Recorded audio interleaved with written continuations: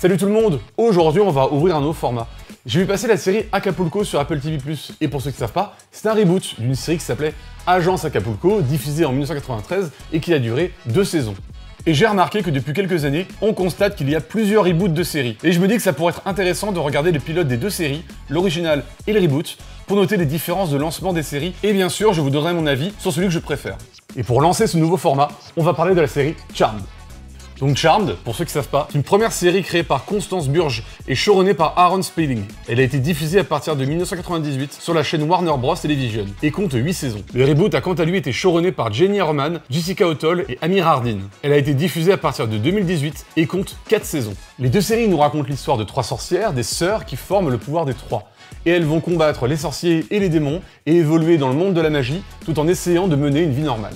Je précise que je ne jugerai et comparerai que les pilotes des 2 séries. Si je devais regarder et juger l'entièreté des 2 séries, ça me ferait 12 saisons et 250 épisodes à regarder, et clairement ça prendrait des heures à faire. Non, clairement, moi ce qui m'intéresse c'est quelle base le pilote pose et quel ton il donne dès le premier épisode. Et pour être honnête, j'ai plus de 30 ans, donc je connais assez bien la série Charmed, la série étant un véritable carton d'audience pendant des années. Par contre, je n'ai jamais vu aucune image de reboot, donc je vais le découvrir avec vous.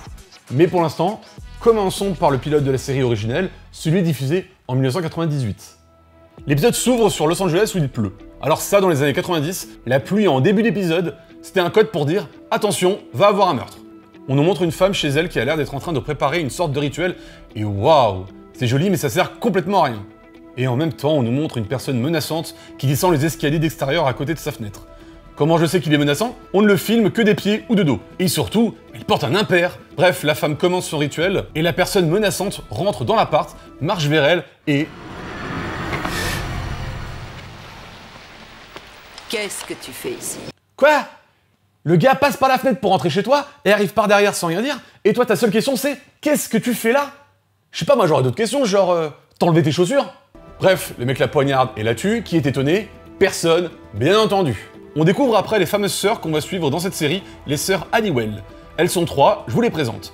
On a Prue, l'aînée, conservatrice dans un musée, Piper, cuisinière au chômage. Les 2 habitent dans la grande maison familiale depuis le décès de leur grand-mère, dernière occupante de la maison. Elles sont rejointes par Phoebe, la sœur Benjamin de la famille, qui débarque de New York. Phoebe avait déménagé après que l'ancien fiancé de Prue, Roger, l'ait accusé de l'avoir draguée. Je vais nous faire un fabuleux dîner de retrouvailles. J'ai pas faim. J'ai mangé dans le bus. Et ben je sens qu'on va passer une bonne soirée.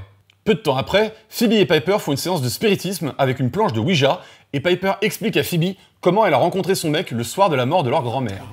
Il était là pour écrire un article et je pleurais sur mon beignet. Il m'a tendu gentiment sa serviette. Oh, romantique. Ce n'était pas une serviette quelconque, il avait mis son numéro de téléphone dessus. Donc son mec l'a draguée alors qu'elle venait tout juste de perdre sa grand-mère. Propre. Mais la planche de Ouija se met à bouger pour nous rappeler qu'on est dans une série de magie et indique qu'ils doivent chercher dans le grenier, et les plombs sautent pour nous rappeler qu'on est aussi dans une série qui fait peur. Phoebe fouille le grenier et trouve un livre et décide de le lire à haute voix. Ça globalement, dans les fictions qui parlent de magie et d'occulte, c'est rarement une bonne idée. Et son incantation fait s'illuminer le lustre, ok, et bizarrement fait se rapprocher les sœurs sur une photo.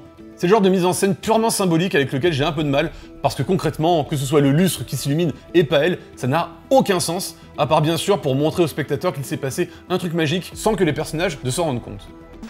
J'ai lu qu'il fallait vérifier que soient réunis 3 éléments essentiels en magie, la disponibilité, l'heure et les phases de la lune.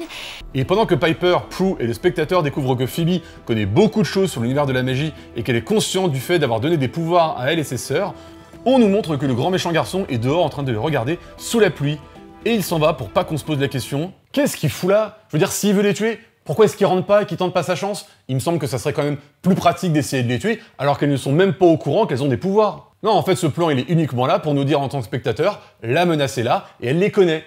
C'est tout. Parce que le lendemain, on va voir une première démonstration des pouvoirs des sœurs. Prue, à son travail, apprend que son ex, le bon Roger, prend son poste de conservatrice au musée, et sans s'en rendre compte, elle déclenche son pouvoir en partant, ce qui a comme effet de faire fuir son stylo. Ah ouais, pouvoir de malade, hein. Attention les gens, faites pas chez Prue, sinon elle tachera vos plus belles chemises. D'ailleurs, une autre scène nous la montre après démissionner, et idem, sans s'en rendre compte, elle utilise son pouvoir et fait se serrer la cravate de Roger violemment autour de son cou. C'est au moins plus flippant que le coup du stylo. Piper, pendant un entretien d'embauche, fige le chef cuistot le temps de mettre le dernier élément sur les pâtes qu'elle doit lui faire goûter. Et Phoebe, pendant qu'elle fait du vélo, a une prémonition d'un accident de voiture se passant devant elle, et en tombant quelques secondes avant l'accident qu'elle a vu, parvient à l'éviter. Elle en parle à Prue, qui nie toute explication magique à ce qui leur est arrivé dernièrement. En même temps, on ne peut pas en vouloir à Prue, car à la différence des deux autres, elle n'a pas vu son pouvoir en action. Qu'à cela ne tienne, son pouvoir se déclenche là, devant elle, sous ses yeux. Est-ce que ça va? Non, non, ça va pas du tout.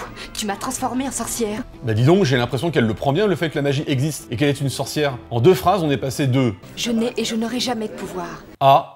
Tu m'as transformée en sorcière. Pendant ce temps-là, Piper passe la soirée avec son fameux petit ami. Ça m'est égal que la vue soit belle, je rentre pas là-dedans. S'il te plaît, entre, il y a une surprise à l'intérieur. Alors là, on sait que dans n'importe quel type de fiction, faut pas l'écouter, faut fuir. Et devinez quoi? C'est lui le tueur des femmes. Eh oui, il tue des femmes. Pas des femmes, des sorcières. Pourquoi? Afin de leur voler leur pouvoir. Le pouvoir de mettre des flammes de briquet au bout de ses doigts? Parce que je pense qu'on va pas aller très loin avec ce pouvoir. Hein. Mais heureusement, elle le fige et parvient à s'enfuir. Et de retour dans la maison familiale, elle demande l'aide de ses sœurs. Phoebe, dans le livre des ombres, il y a un moyen de se débarrasser de... Sorcier! Dieu. Quoi? Ça fait à peine 1 jour qu'elles ont leur pouvoir et on oublie déjà totalement la police?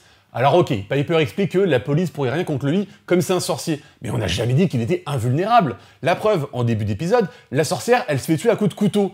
Et pourquoi lui, on pourrait pas le tuer avec des balles? Et avant qu'on ait le temps de se dire que l'explication de Piper était un peu con, Phoebe les appelle et elle lance un sort dans le grenier dans l'objectif de le tuer. Et j'avoue, j'aime bien ce genre de séquence. Rappelez-vous qu'on est plusieurs années avant la sortie de Harry Potter qui a bien popularisé ce genre de scène. Et ma foi, celle-ci fonctionne plutôt bien. Malheureusement, le sort a juste comme effet de lui faire pousser des petites cornes et des petites griffures, et il arrive à rentrer dans la maison. Et après que Prue lui ait mis des coups de boule télékinésiques, ma foi du plus bel effet, elle se réfugie toutes les 3 dans le grenier. Il essaie de leur faire peur en mettant des pouvoirs de fête foraine. Alors qu'est-ce qu'on a? Un petit cercle de feu, un petit cercle de vent... Sérieux mec, t'as rien de mieux à nous offrir? Et bien sûr, elles arrivent à le vaincre avec le pouvoir de l'amour. Le pouvoir des 3 nous libérera! Ouais, voilà, le pouvoir des 3 de l'amour. Et le démon est vaincu, non sans avoir avant prévenu les sœurs d'un danger plus grand que lui les concernant. L'épisode se conclut avec les sœurs qui évoquent que le fait d'être sorcières font qu'elles vont devoir se mettre des règles dans leur vie. Et finit avec ce plan iconique de Prue refermant la porte avec son pouvoir.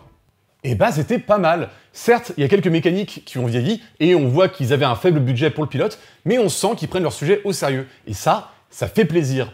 Je reviendrai sur quelques trucs quand je ferai le comparatif entre les 2 pilotes, mais j'ai bien apprécié revoir le pilote de cette fameuse série qui nous expliquera les aventures des sœurs Halliwell. Et déjà à l'époque, la plupart du casting n'en était pas à leur premier rôle.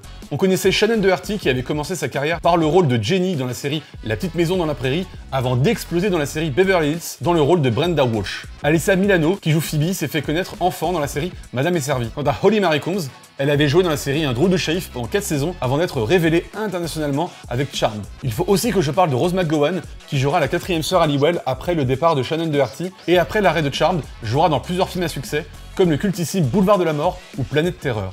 Malheureusement, après Charmed, même si les actrices ont eu des grands rôles dans des films ou des séries, aucune n'arrivera à retrouver le succès international qu'elles avaient avec cette série. Et d'ailleurs dans cette série, il faut aussi qu'on parle de son producteur, Aaron Spelling. C'était un très grand producteur de séries ou de téléfilms qui a bossé sur beaucoup de séries à succès. Pour vous donner une idée, il a bossé sur tout ça. Vous en connaissez au moins une, si ce n'est 2 noms. Et d'ailleurs, je me souviens qu'à l'époque, Charmed, c'était un véritable phénomène de société. On en discutait beaucoup, à savoir quel personnage on trouvait être le meilleur sorcier de la famille des Halliwell. Et pour moi, le meilleur personnage de cette série, c'est Chris. Ah mais, y a pas de débat, c'est lui, c'est tout. Bref, maintenant, passons au reboot de 2018. Est-ce que le pilote du reboot est à la hauteur du pilote de la série originale? Commençons. Le pilote s'ouvre sur une jeune fille totalement terrifiée qui essaie de traverser un long couloir dans le noir. On se demande bien ce qui lui fait si peur pour être comme ça et... Enlève mes bottes, S'il te plaît, c'est une fête sur le thème militaire et j'ai rien d'aussi laid. Mais non, vous allez pas essayer de me faire croire qu'elle était comme ça juste parce qu'elle essayait de passer discretos dans un couloir pour pas que sa sœur se rende compte qu'elle a piqué ses bottes. Mais c'est totalement artificiel.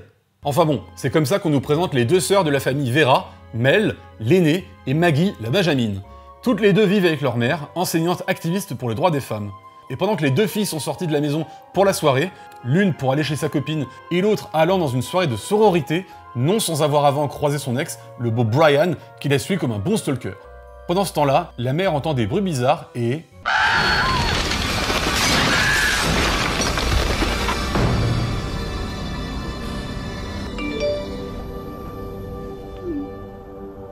Il faut que je rentre, ma mère a besoin de moi. Oh, calme-toi la mère, hein, c'est qu'un oiseau. T'es pas obligé de rappeler toute la famille juste pour un piaf. Bon après j'avoue, on voit que les oiseaux se sont ramenés en masse chez elle et lui tournent autour pendant qu'elle fait une incantation et qu'une fumée étrange semble se rapprocher d'elle. Écoutez bien, en réalité, j'en ai 3.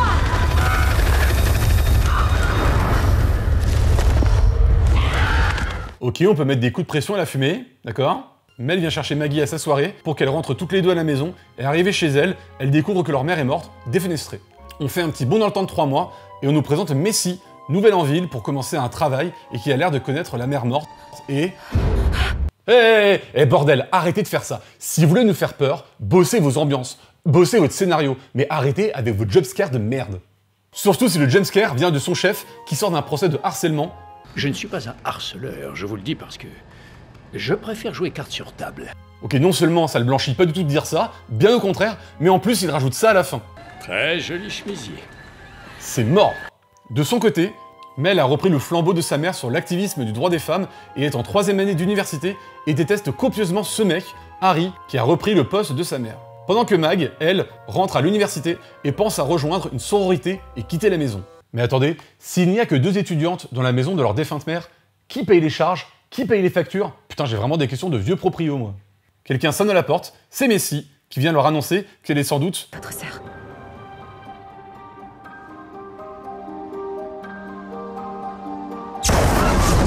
Arrêtez!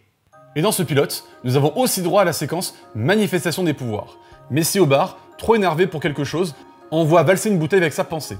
Ok, les gens n'ont peut-être pas vu qu'elle a balancé sa bière avec de la télékinésie, mais regardez-le, ils ont aucune réaction, aucune personne n'a quelque chose à foutre que quelqu'un ait balancé sa bière contre un mur. Pendant ce temps, Mag, qui rentre dans sa sororité, passe devant Lucy, la chef de la maison qui lui présente des filles, et Mag découvre qu'elle a le pouvoir d'entendre les pensées des gens quand elle les touche. Et Mel, dans un restaurant avec son ex, arrête le temps à plusieurs reprises. Complètement paniquée, elle sort du restaurant et... Il est très rigolo cet effet. Toutes les filles se réveillent chez elle, ligotées devant Harry, qui leur explique qu'elles sont des sorcières. Mais pas n'importe quelle sorcière. Des sorcières destinées à sauver le monde d'une imminente catastrophe. Il leur explique tout le plot. Les sorcières, les êtres de lumière, les démons, les sorciers, le livre des ombres, et aussi le fait que leur mère a bridé leur pouvoir à leur naissance, et que c'est l'incantation qu'elle disait au début de l'épisode qui devait leur redonner leur pouvoir. Elle avait entamé le processus conduisant à libérer vos pouvoirs le soir où elle a été assassinée. Mais alors, si c'est l'incantation qui devait leur ramener leur pouvoir, et que cette incantation a été interrompue, pourquoi leur pouvoir se manifeste-t-il maintenant? Mystère. En tout cas, elles doivent choisir si elles veulent devenir sorcières ou pas, car elles ont le choix. Pour être une sorcière, il faut d'abord le choisir en son âme et conscience. Et bien que Mel en ait envie, Mag veut avoir une vie normale, et Messi... Les sorcières n'existent pas. Il y a une explication scientifique à tout cela. décide de faire sa scully. Quelques scènes après, Mag, qui marche dans une forêt pas du tout suspicieuse, croise un chien. Tu t'es perdu?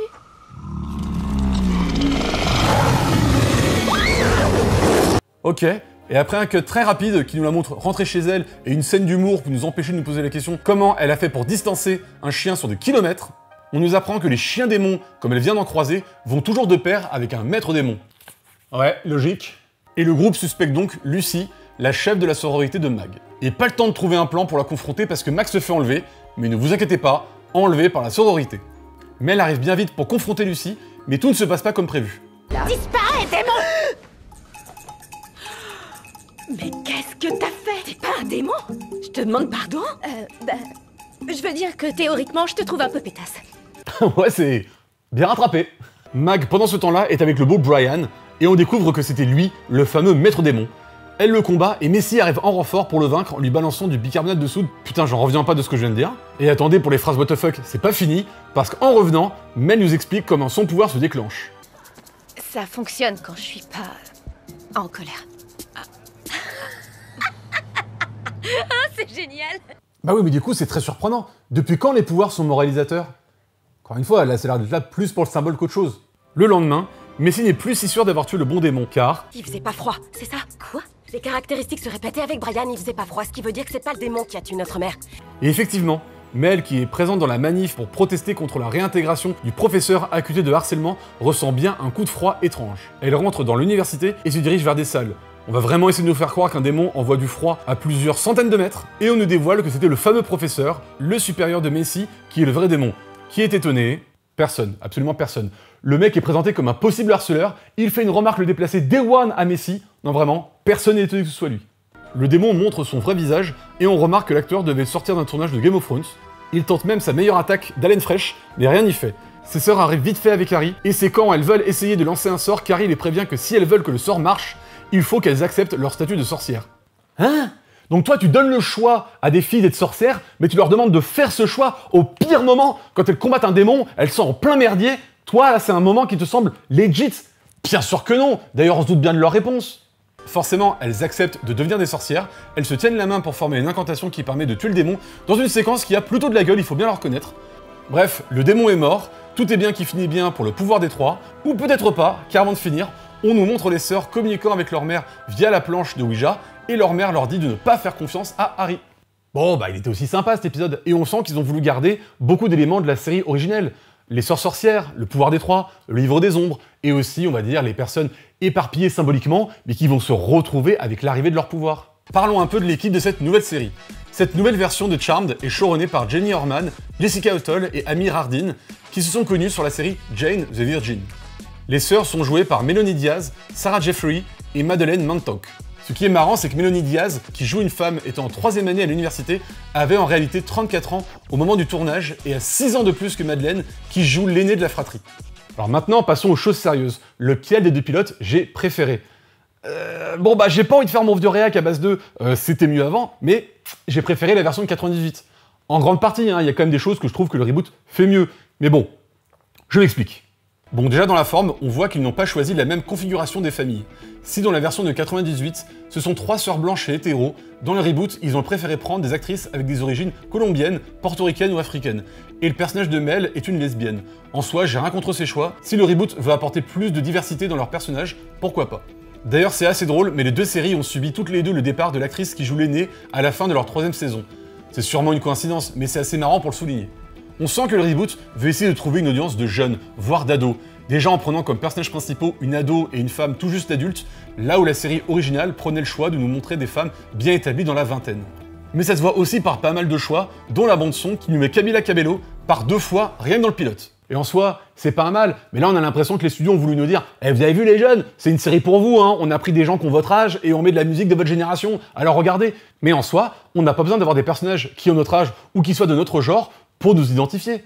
Par exemple, la série de base montrait des femmes de 20 ans, et on avait quand même des enfants et des ados qui ont aimé cette série et qui ont pu s'identifier à Prue, Piper ou Phoebe. C'est pas simplement l'âge qui permet de s'identifier, mais bien ce que vit un personnage et comment cela l'affecte ou non dans ses histoires. Faut bien que les studios comprennent un truc. Mettez des ados si vous voulez, mais ne le faites pas par pur souci marketing de vouloir toucher votre cœur de cible. Les spectateurs sont pas si cons. Du moins je l'espère. Et maintenant, il faut qu'on parle de comment le féminisme est traité dans les deux séries. Sur cet aspect-là, je trouve que la série originelle s'en sort beaucoup mieux, car c'est fait de manière plus subtile.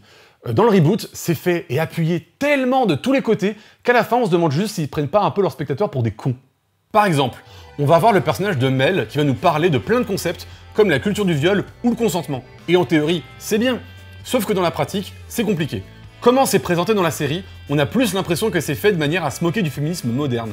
Par exemple, au début de l'épisode, quand elle va chercher sa sœur dans une fête de sororité, elle menace sa sœur de faire un speech à tout le monde sur la culture du viol. Je vais traîner dans le coin et entamer avec ces jeunes hommes une conversation à propos de la culture du viol. Prie, c'est bon, je viens. Et rappelle-toi qu'en termes de consentement, tu peux changer d'avis n'importe quand, d'accord? Dieu, tu viens de me tuer, je suis carrément grillée maintenant. Bref, on a plus l'impression que les scénaristes veulent faire passer la sœur militante pour une grosse relou. Et comme c'est le seul personnage qui est militant dans le droit des femmes, bah ça pose une symbolique un peu étrange. Cela ne veut pas dire que je pense qu'on peut pas rire avec des concepts féministes. J'aime bien cette blague par exemple. J'ai plus envie qu'on s'embrasse. Trop tard, tu m'as déjà dit oui. Non, en termes de consentement, je peux changer d'avis n'importe quand. Puis comme j'ai dit dans l'épisode, utiliser comme métaphore le consentement pour parler du choix de devenir sorcière, en soi, pourquoi pas, mais dans l'exécution, c'est raté. Parce que déjà, on leur demande de faire leur choix dans un moment où elles sont en plein combat. Donc bon, il y a mieux comme situation pour demander le consentement. Comme par exemple à la fin de l'épisode, quand tout est réglé et qu'elles ont bien le temps de réfléchir à la question, de peser le pour et le contre. Parce que si on veut suivre la métaphore du consentement, je suis d'accord qu'il peut se donner et se retirer à n'importe quel moment. Mais là dans l'épisode, on ne parle pas d'un bisou, d'un rapport sexuel ou même d'une pratique sexuelle. On parle d'une décision qui va changer toute leur vie. Si on veut parler de consentement, on sait qu'on ne te demande pas de faire un choix qui va changer toute ta vie en 2 minutes alors que tu es en pleine action. Ça se fait tout simplement pas. Mais de toute façon, la notion même de consentement comme acceptation de leur pouvoir me pose un souci. Car souvent dans ce genre de série qui montre les gens avec un pouvoir, ce pouvoir fait intrinsèquement partie d'eux.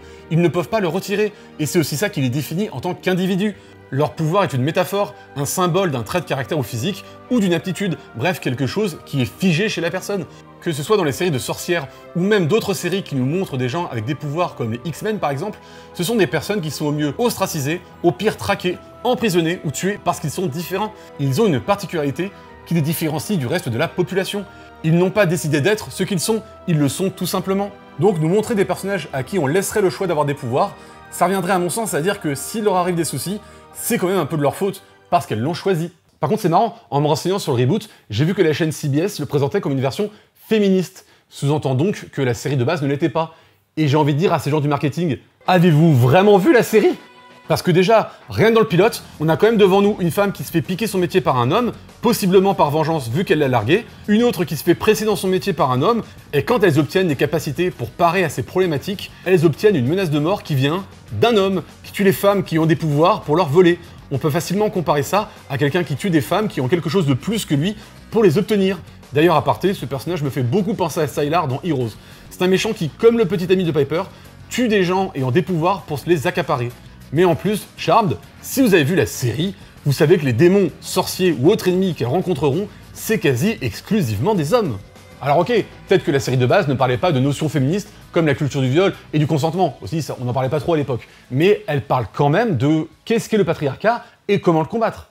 Il faut qu'on parle d'une scène dans le reboot qui pour moi est symptomatique d'une erreur que font beaucoup de studios ces dernières années, que ce soit dans les séries ou dans les films. C'est la scène de la révélation de leur pouvoir. Pour moi, toute cette scène est une énorme erreur. Déjà sur le principe, on pose littéralement les personnages sur un siège et on leur explique l'univers des sorcières, les êtres de lumière, le livre des ombres, les règles et les enjeux. Mais pourquoi on laisse pas les personnages découvrir tout ça par elles-mêmes? Vous savez, comme dans la série originelle. Ça permettrait d'y aller pas à pas, car là on doit assimiler toutes les informations d'un coup. J'ai l'impression que la série veut rusher son premier épisode en mettant déjà toutes les intrigues et enjeux, mais la saison est composée de plus de 22 épisodes, ça fait plus de 18 heures de programme, on a largement le temps de quoi y aller pas à pas et de poser chaque intrigue au fil des épisodes. Là, tout ce que ça donne comme impression, c'est que la série veut à la fois alpaguer les anciens spectateurs de la série originelle en mettant plein de références à la série de base, tout en alpaguant les nouveaux, en leur mettant plein d'enjeux à la vue, en disant « Non, non, mais regardez, là c'est pas juste une série avec des sorcières, c'est bien plus que ça ». Là, j'ai quand même vachement l'impression d'être devant un maître de jeu qui nous explique toutes les règles d'un nouveau jeu de société. Mais c'est une série audiovisuelle. Si vous voulez nous montrer tout, eh bien montrez-les-nous. Mais ne faites pas juste le dire, parce que là, c'est uniquement verbeux. Et en plus de ça, dans son discours, Harry dit ça. Vous avez le pouvoir des trois. Vous êtes le plus puissant des trios de sorcières. Pourquoi faudrait-il qu'elle soit le plus puissant des trios de sorcières ? Être des sorcières, c'était pas suffisant, il faut en plus qu'elle soit le plus puissante, destinée à sauver le monde d'une imminente catastrophe. Franchement, au niveau surenchère, ils ont poussé les potards à fond. Et d'accord, dans la série originelle, le pouvoir des trois était aussi un grand pouvoir, mais c'était pas le plus grand pouvoir jamais existé. C'était un grand pouvoir parmi tant d'autres. Et c'est surtout toute leur expérience durant des années qui leur ont donné ce grand pouvoir. Et je rappelle, elles viennent à peine d'obtenir leur pouvoir, mais elles sont déjà le plus grand des trios de sorcières, et elles doivent sauver le monde. Alors que dans la série de base, déjà rester en vie, c'était déjà un bel enjeu. En plus, ça veut rien dire le plus puissant des trios de sorcières, parce que ça se trouve des trios de sorcières, il y en a deux, hein, donc bon. Et le truc qui m'a fait hurler sur cette scène, c'est ça. Je suis désolé, mais les équipes n'ont pas pu faire cet effet et croire qu'on ne va pas penser, en voyant ça, à Harry Potter quand on voit des personnes transplanées. De toute façon, j'ai l'impression que cette série pioche dans beaucoup d'œuvres pour construire son lore, car le fait d'avoir froid pour repérer qu'il y a un démon dans les environs me fait beaucoup penser à Supernatural, où on peut repérer la présence de fantômes de la même façon. Et puis le démon, il a clairement un look des marcheurs blancs dans Game of Thrones. Mais j'avoue, le reboot a réussi deux choses beaucoup mieux à mon sens que la série originelle. Déjà, en nous montrant leur mère et une petite scène pour nous montrer la relation qu'elles ont avec elle, sa mort et le deuil que subissent ses filles a plus d'impact, là où la mort de la grand-mère dans la série originelle est juste dit à un moment par Prue, mais sans qu'on sache la relation qu'elles avaient avec elle. En tout cas, si Piper et moi on a quitté notre appartement et emménagé ici, c'est parce que cette maison appartient à la famille depuis des générations. Je suis d'accord que Prue, en disant qu'elles veulent garder la maison familiale, sous-entendent qu'elles avaient une bonne relation avec elle et qu'elles ont plutôt des bons souvenirs dans cette maison. Mais le personnage est clairement moins investi quand c'est une simple phrase sortie par un personnage pour un autre qu'on n'a même pas connu. En nous présentant la mère avant qu'elle meure, on est tout de suite plus investi dans les personnages qu'on nous propose et on arrive mieux à être empathique sur la peine qu'elle traverse. Et le combat final a plus d'impact. Dans la série originelle, on a plus l'impression que le mec veut leur faire peur, mais sans vraiment les attaquer. Et l'incantation sortie fait plus pouvoir de l'amour et de l'unité qu'on peut sortir à toutes les sauces. Là où dans le reboot, le démon les attaque frontalement, lui il blague pas, Et l'incantation dite par Messi est une vraie incantation, qu'elle a préparée et écrite et qu'elle récite avec les autres, en plus d'être en latin. Et bien sûr, dans le fond ça reste similaire, mais sur ces deux aspects-là, je trouve que le reboot s'en sort mieux. Et après tout, c'est un avis personnel, je veux dire, j'essaie de trouver des arguments sur ce que je vois, mais à la fin, ça reste mon avis. Et d'ailleurs, si vous avez vu les deux séries en entier, je serais curieux de connaître votre avis et de voir quelles différences ont les deux séries et de voir laquelle vous plaît le plus. L'espace commentaire est là pour ça. Et même si je trouve que la série originelle a un meilleur pilote, celui du reboot n'est pas non plus mauvais. Je trouve juste qu'il en fait des caisses sur ses enjeux et ses personnages, à croire qu'une série de sorcières en 2018 c'était déjà dépassé et qu'on devait expliquer que ces sorcières sont les plus fortes du monde et qu'elles vont sauver la planète pour être sûr que ça plaise aux spectateurs. En soi, pourquoi pas, même si après avoir vu le pilote, je n'ai toujours pas compris pourquoi ces sorcières sont les plus fortes et pourquoi elles, et aucune autre, devaient sauver le monde. Mais peut-être que c'est expliqué après dans la série. En tout cas, si vous voulez voir et revoir la série originelle ou son reboot, sachez que les deux séries sont disponibles sur Prime Video à l'heure où j'enregistre cette vidéo. Bref, j'ai trouvé ce format assez marrant à faire, et de toute façon, il y a d'autres séries sur lesquelles on pourrait comparer le pilote de la série originelle et le pilote du reboot. Et en tout cas, si la vidéo vous a plu, comme d'habitude, likez, partagez, commentez, et à bientôt pour de nouvelles séries.